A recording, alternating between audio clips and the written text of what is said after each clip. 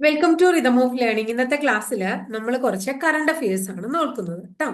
അപ്പൊ ലോക ചെസ് കിരീടം നേടിയത് ആരാണ്? ചെന്നൈ സ്വദേശിയായ ദൊമ്മരാജു ഗുഗേഷ് ആണ് ലോക ചെസ് കിരീടം നേടിയത്. സിംഗപ്പൂരിൽ നടന്ന ഫൈനലില് ചൈനയുടെ ഡിങ് ലിനറിനെ കീഴടക്കിയാണ് ഡി ഗുഗേഷ് ലോക ചെസ് കിരീടം നേടുന്നത്.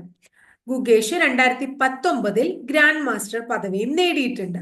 വിശ്വനാഥൻ ആനന്ദിന് ശേഷം ലോക ചാമ്പ്യനാകുന്ന ഇന്ത്യൻ താരമാണ് ഗുഗേഷ്. ഏറ്റവും പ്രായം കുറഞ്ഞ ലോക ചാമ്പ്യൻ കൂടിയാണ് ഗുഗേഷ്. റഷ്യയുടെ ഗാരി കാസ്പറോവിന്റെ റെക്കോർഡാണ് ഗുഗേഷ് മറികടന്നത്. അടുത്തത്, കേരളത്തിലെ രണ്ട് സ്വകാര്യ ജലവൈദ്യുത പദ്ധതികൾ ഉണ്ട്. ഒന്നിന്റെ പേര് മണിയാറും അടുത്തതിന്റെ പേര് കുത്തുങ്കലും. നമുക്കറിയാം. അപ്പൊ അതില് മണിയാർ സ്വകാര്യ ജലവൈദ്യുത പദ്ധതിയുടെ കരാർ കാലാവധി 25 വർഷത്തേക്ക് കൂടെ നീട്ടുകയാണ്. അതായത് കാലാവധി തീർന്നു. അപ്പൊ 25 വർഷത്തേക്ക് കൂടെ നീട്ടിയ കേരളത്തിലെ കരാർ നീട്ടിയ കേരളത്തിലെ സ്വകാര്യ ജലവൈദ്യുത പദ്ധതി ഏതെന്ന് ചോദിച്ചു കഴിഞ്ഞാൽ ഉത്തരം ഏതാ പറയേണ്ടത്? പത്തനംതിട്ടയിലെ മണിയാറാണെന്ന് പറയാം. അടുത്തത്, രാഷ്ട്രപതി Droupadi Murmu general of Indian army പദവി നൽകി ആദരിച്ച നേപ്പാളിലെ കരസേനാ മേധാവി ആരാണ്? ജനറൽ അശോക് രാജ് സിഗ്ദലാണ്. അപ്പൊ ജനറൽ ഓഫ് ഇന്ത്യൻ ആർമി പദവി നൽകി രാഷ്ട്രപതി ദ്രൗപതി മുർമു ആദരിച്ചത് നേപ്പാളിലെ കരസേനാ മേധാവിയായ ജനറൽ അശോക് രാജ് സിഗ്ദലിനെയാണ്. ക്ലിയർ ആയെന്ന് വിചാരിക്കണം. അടുത്തത്, 2024 പേഴ്സൺ ഓഫ് ദി ഇയർ ആയി ടൈം വാരിക തെരഞ്ഞെടുത്തത് ആരെയാണ്? ഡൊണാൾഡ് ട്രംപിനെയാണ്. ഇനി കേരളത്തിൽ IFFK international film festival of Kerala തിരുവനന്തപുരത്ത് നിശാഗന്ധി എന്ന് പറയുന്ന സ്ഥലത്ത് ആര് ഉദ്ഘാടനം ചെയ്യാണ്? മുഖ്യമന്ത്രി പിണറായി വിജയൻ ഉദ്ഘാടനം ചെയ്യാണ് തിരുവനന്തപുരത്ത് നിശാഗന്ധിയിൽ കേട്ടോ. ഈ ബ്ലൂംബർഗിന്റെ ശതകോടീശ്വര പട്ടികയിൽ 1-ാം സ്ഥാനം നേടിയത് ആരാണ്?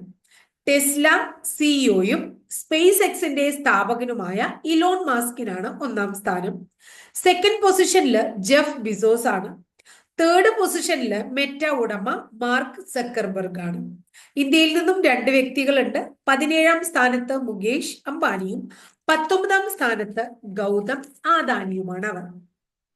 അടുത്തത്, ഏറ്റവും നൂതനമായ നിർമ്മിത ബുദ്ധി മാതൃക അതായത് AI ജെമിനി 2.0 പുറത്തിറക്കിയതായി ഗൂഗിൾ അറിയിക്കുന്നു. ഗൂഗിളിന്റെ ട്രിലിയം എന്നറിയപ്പെടുന്ന 6th generation TPU hardware, TPU എന്താണ്? ടെൻസർ പ്രോസസിംഗ് യൂണിറ്റ് ഹാർഡ്വെയർ ഉപയോഗിച്ചാണ് ഇത് പ്രവർത്തിക്കുന്നത്.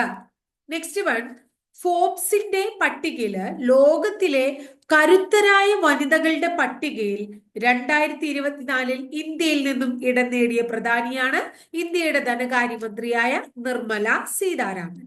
കൂടാതെ HCL technology chairperson Roshni Nadar Malhotra, Biocon bio pharmaceutical സഹസ്ഥാപക കിരൺ മഞ്ജുന്ദർ. അപ്പൊ ആരൊക്കെയാണ്? നിർമ്മല സീതാരാമൻ, റോഷ്നി നാഡാൽ മൽഹോത്ര, കിരൺ മജുംദാർ. ഇവരൊക്കെ പട്ടികയിൽ ഇടം നേടി. ഫസ്റ്റ് പൊസിഷനില് യൂറോപ്യൻ കമ്മീഷൻ അധ്യക്ഷ ഉർസുല ഫോണ്ടെ ലെയ്ൻ. ആരാണ്? ഉർസുല ഫോണ്ടെ ലെയ്ൻ ആണ് കേട്ടോ. ഉർസുല ഫോണ്ടെ ലെയ്ൻ. അടുത്തത്, ഡിസംബറിൽ പാർലമെന്റ് ഇംപീച്ച് ചെയ്ത ദക്ഷിണ കൊറിയൻ പ്രസിഡന്റ് ആരാണ്? Yoon Suk Yeol. അടുത്തത്, ശ്രീലങ്കൻ പ്രസിഡന്റ്. ഈ അടുത്തിടെ ഇവിടെ വരികയുണ്ടായി, അതുകൊണ്ട് ശ്രീലങ്കൻ പ്രസിഡന്റിനെ ഒന്ന് ഓർത്തു വെക്കുക. അനുരാഗ് കുമാര ദിസനായക. ശ്രീലങ്കൻ പ്രസിഡന്റ് അനുരാഗ് കുമാര ദിസനായക. യൂറോപ്യൻ യൂണിയനിൽ ചേരുന്നതുമായി ബന്ധപ്പെട്ട് രാഷ്ട്രീയ പ്രതിസന്ധി നിലനിൽക്കുന്ന രാജ്യമായ ജോർജിയയുടെ പുതിയ പ്രസിഡന്റ് പദവി വഹിക്കുന്നത് ആരാണ്? മിഖായേൽ കവലാഷ്വിലി. അപ്പോ യൂറോപ്യൻ യൂണിയനിൽ ചേരുന്നതുമായി ബന്ധപ്പെട്ട് അവിടെ രാഷ്ട്രീയ പ്രതിസന്ധിയൊക്കെ നിലനിൽക്കുന്നുണ്ട് എന്നതുകൊണ്ട് ജോർജിയയുടെ പുതിയ പ്രസിഡന്റ് ആരാന്ന് ചോദിക്കാൻ പരീക്ഷയ്ക്ക് സാധ്യതയുള്ള ഒരു ചോദ്യമാണ്. മിഖായേൽ കവലാഷ്വിലി കേട്ടോ. ഇന്ത്യയുടെ ആദ്യത്തെ ഡയബറ്റീസ് ബയോ ബാങ്ക് കേട്ടോ. ഡയബറ്റീസ് സാധാരണ ബാങ്കല്ല, ഡയബറ്റീസുമായിട്ട് റിലേറ്റഡ് ആയ ബയോ ബാങ്ക് പ്രവർത്തനം ആരംഭിച്ചത് എവിടെയാണ്? ചെന്നൈയിലാണ് പ്രവർത്തനം ആരംഭിച്ചത്. 1924 നടന്ന വൈക്കം സത്യാഗ്രഹവുമായി ബന്ധപ്പെട്ട് നടന്ന സവർണ ജാഥയ്ക്ക് 100 വർഷം തികയുന്നത് 2024 അപ്പൊ ഏത് പ്രധാനപ്പെട്ട ഒരു എന്താ പറയുന്നത് കേരള സത്യാഗ്രഹ സമരത്തിന് അല്ലെങ്കിൽ സമരത്തിന് അല്ലെങ്കിൽ എന്താ പറയാ സ്വാതന്ത്ര്യ സമരത്തിനാണ് എന്ത് നടന്നത് 100-ാം വർഷം 2024 ആഘോഷം എന്നൊക്കെ ചോദിച്ചാൽ വൈക്കം സത്യാഗ്രഹമാണ്. അപ്പൊ നവംബർ 12-ന് മന്നത്ത് പത്മനാഭൻ, നമുക്കറിയാം ചങ്ങനാശ്ശേരി പരമേശ്വരൻ പിള്ള തുടങ്ങിയവർ ഉൾപ്പെട്ടിട്ടുള്ള ഒരു പ്രതിനിധി സംഘം തിരുവിതാംകൂറിലെ റീജിയന്റ് മഹാറാണി സേതു ലക്ഷ്മി ബായിക്ക് 25,000-ഓളം സവർണർ ഒപ്പിട്ട ഒരു ഭീമ ഹർജിയൊക്കെ ഇതിന്റെ ഭാഗമായിട്ട് നൽകുകയുണ്ടായി. എവിടെ തൊട്ട് വരെയായിരുന്നു സവർണ ജാഥ? വൈക്കം മുതൽ തിരുവനന്തപുരം വരെയായിരുന്നു. തിരുവനന്തപുരത്ത് വൈക്കത്ത് നവംബർ 1-ന് വൈക്കത്തുനിന്ന് പോന്ന് തിരുവനന്തപുരത്ത് എപ്പ എത്തി? അതായത് നവംബർ 11-ന് എത്തുകയാണ് കേട്ടോ. അടുത്ത ചോദ്യം ശ്രദ്ധിക്കുക. എത്രാമത്തെ എഴുത്തച്ഛൻ പുരസ്കാരമാണ് 2024 കഥാകൃത്തും നോവലിസ്റ്റുമായ NS മാധവന് ലഭിച്ചത്? 32ാമത്തെ എഴുത്തച്ഛൻ പുരസ്കാരം. അദ്ദേഹത്തിന്റെ കൃതികൾ അറിയോ നിങ്ങൾക്ക്? വളരെ പ്രധാനമാണ്. ഹിഗ്ഗിറ്റ, തിരുത്ത്, അതുപോലെ തന്നെ നിലവിളി, ചൂളൈമേട്ടിലെ ശവങ്ങൾ, ഇതൊക്കെ വളരെ പ്രധാനപ്പെട്ട ചെറുകഥകളാണ്. അതുപോലെ തന്നെ ലണ്ടൻ ബത്തേരിയിലെ ലുത്തീനിയകൾ എത്രയും വളരെ പ്രധാനമായിട്ടുള്ള ഒരു നോവലാണ് അല്ലെ. അതിന് ക്രോസ് വേൾഡ് പുരസ്കാരത്തിന്റെ ഇംഗ്ലീഷ് ട്രാൻസ്ലേഷന് ക്രോസ് വേൾഡ് പുരസ്കാരമൊക്കെ ലഭിക്കുകയുണ്ടായി. ഇന്ദിരാഗാന്ധിയുടെ വധത്തെ തുടർന്ന് അദ്ദേഹം അതിന്റെ സംഭവ വികാസങ്ങളെയൊക്കെ തുടർന്ന് അദ്ദേഹം രചിച്ച കൃതിയാണ് വൻമരങ്ങൾ വീഴുമ്പോൾ എന്ന് പറയുന്നത് കേട്ടോ. 5 ലക്ഷം രൂപയും പ്രശസ്തി പത്രവുമാണ് എഴുത്തച്ഛൻ പുരസ്കാരം. ആദ്യത്തെ എഴുത്തച്ഛൻ പുരസ്കാരം ശൂരനാട് കുഞ്ഞമ്പിള്ളയ്ക്ക് 1993 കിട്ടിയത്. 2023 ഡോക്ടർ SK വസന്തനാണ് അത് നേടിയത്. ഇനി അടുത്തത് ഉപപ്രധാനമന്ത്രിയും ആഭ്യന്തരമന്ത്രിയുമായിരുന്ന സർദാർ വല്ലഭായ് പട്ടേലിനെ നമുക്കറിയാം.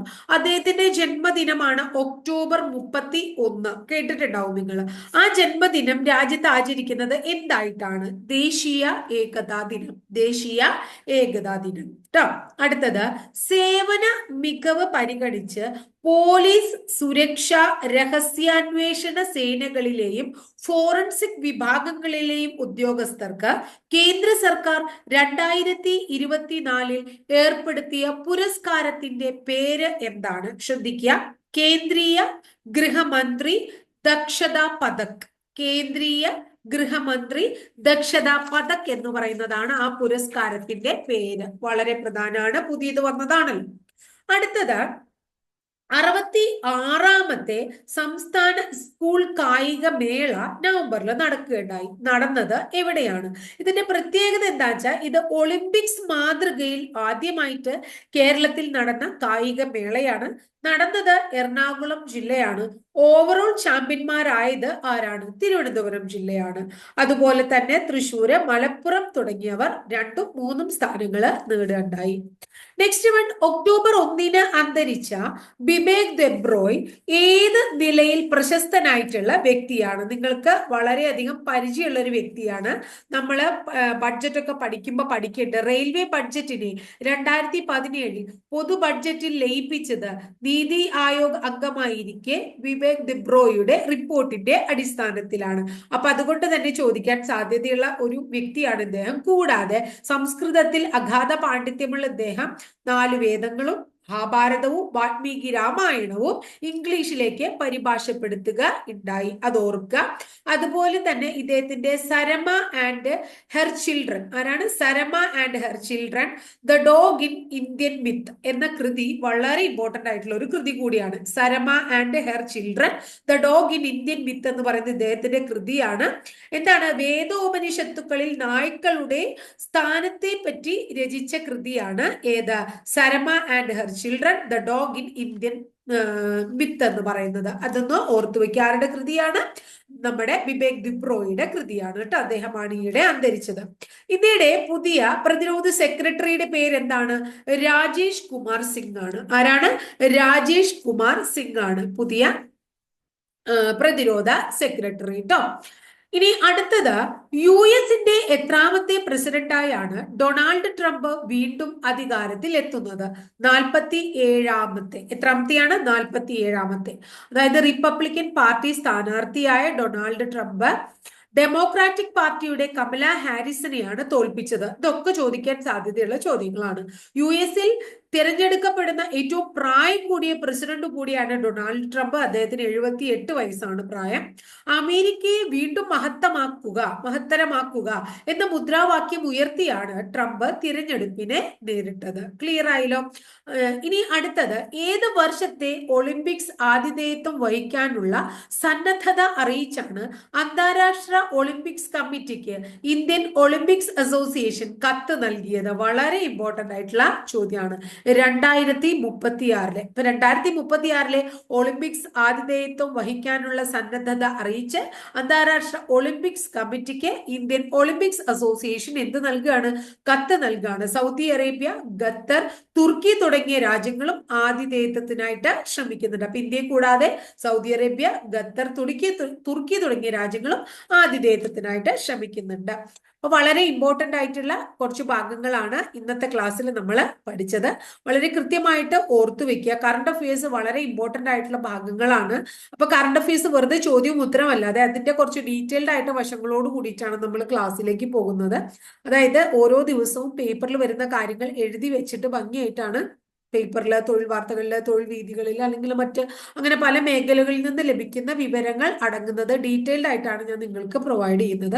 അപ്പൊ കുറച്ചും കൂടെ ഡീറ്റെയിൽഡ് ആയിട്ട് പഠിക്കുമ്പോൾ ഒരു സ്റ്റേറ്റ്മെന്റ് രൂപത്തിലൊക്കെയുള്ള കറണ്ട് അഫയേഴ്സ് ചോദ്യത്തിന് നിങ്ങൾക്ക് വളരെയധികം ഇത് ഉപകാരം ചെയ്യും. അപ്പൊ എന്റെ ക്ലാസ് ഇഷ്ടപ്പെടുക തീർച്ചയായിട്ടും നിങ്ങളൊന്ന് ലൈക്ക് ചെയ്യുക. ലൈക്ക് ചെയ്യുന്നതോടൊപ്പം ഇഷ്ടപ്പെട്ട ക്ലാസ്സുകൾ നിങ്ങളുടെ കൂട്ടുകാർക്കൊന്ന് ഷെയർ ചെയ്ത് കൊടുക്കാം. ആദ്യമായിട്ട് ചാനൽ കാണുന്ന കുട്ടികളാണെങ്കിൽ ചാനൽ സബ്സ്ക്രൈബ് ചെയ്യുന്നതോടൊപ്പം അതിന് ബെൽ ബട്ടൺ കൂടി ഒന്ന് ക്ലിക്ക് ചെയ്യുമ്പോൾ ഞാൻ ഓരോ ദിവസം 8 മണിക്ക് ശേഷം അപ്ലോഡ് ചെയ്യുന്ന വീഡിയോസ് നിങ്ങൾക്ക് നോട്ടിഫിക്കേഷൻ ആയിട്ട് ലഭിക്കുകയും ചെയ്യും. അപ്പൊ അടുത്ത ദിവസം വളരെ നല്ലൊരു ടോപ്പിക്കുമായി നമുക്ക് വീണ്ടും കാണാം കേട്ടോ.